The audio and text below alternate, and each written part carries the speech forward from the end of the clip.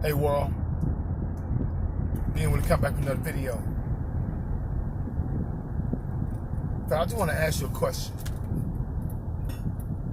And just read me this. If you were, and like I say, I'm just saying you individually, if you were raped, okay, and the person that raped you, his family, friends, they all had monuments and statues of themselves in the society or town that you live in. So every time you go somewhere, you will see a monument of the person that raped you, right? But you can't take it down because it's a part of the historical fabric of the community. The person, yes, he was a rapist, but he was a great man, even though he was a rapist. Who does that? Who would think that's fly? I mean, where are the monuments of swastikas or and you go to Germany, why don't they have, Adolf Hitler statues or, monuments where there are displays of swastikas or the SS Army, the wall that pretty much signified all the soldiers that fought in the SS Army for Germany, okay? Where are the, in Germany, the statues of the many Jews that were killed in those concentration camps? Where are those statues?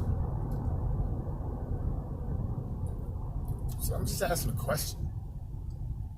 Because this whole notion that removing these statues and monuments, are debasing the fabric of the society as far as history, you're taking away our history. I mean, you look at the, Mount Rushmore in North Dakota. The governor just said, they would never take that down because that's our history. And you got guys like, Theodore Roosevelt, Thomas Jefferson, I guess George Washington, Abraham Lincoln. I mean, these individuals represented, the antithesis of everything that's supposed to represent America. I mean, if you base it on what they're saying. But see, that's why I said we just cognitively distant. We got to understand, people of color, quote unquote, Afro-melanated people, we're supposed to just, accept it.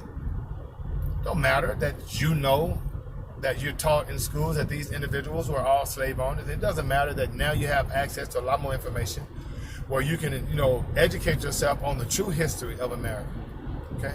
When you talk about Texans, Sam Houston, David Crockett, Jim Bowie, William B. Travis, Stephen F. Austin, these guys weren't Texans.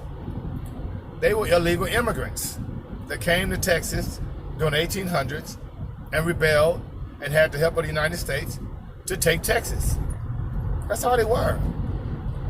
They were illegal immigrants. And so can you imagine illegal immigrants right now from Mexico just going into California with guns and say, hey, we're going to make California independent, make it part of Mexico again? That ain't happening. Okay? There is a history in this country that I think a lot of people just need to understand.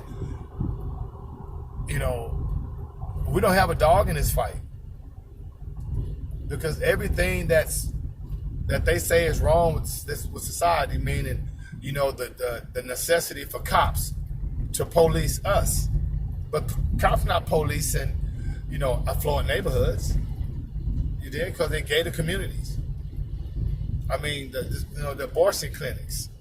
All right? The drug issue. You cannot say that the history of America, from the standpoint of the so-called slavery all the way to now, and then seeing the destruction of, and it's not us that's taking out these monuments, first of all. That should be like common sense. You know what I mean?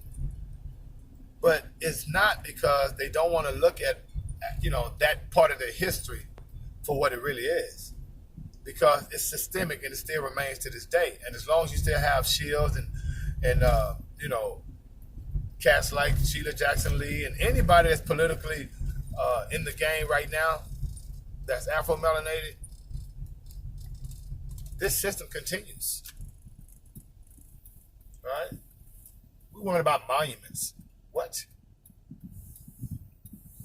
Monuments are not going to, change the educational, socio-economic, political landscape of Afro-melanated people. Removing monuments, not going to do that. You got to know that.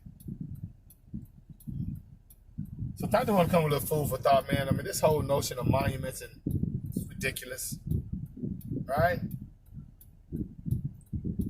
When they start having swastikas and statues of Adolf Hitler in Germany, holla at me. In the meantime, between time, may the Most High to bring you joy and being with us out of 5,000.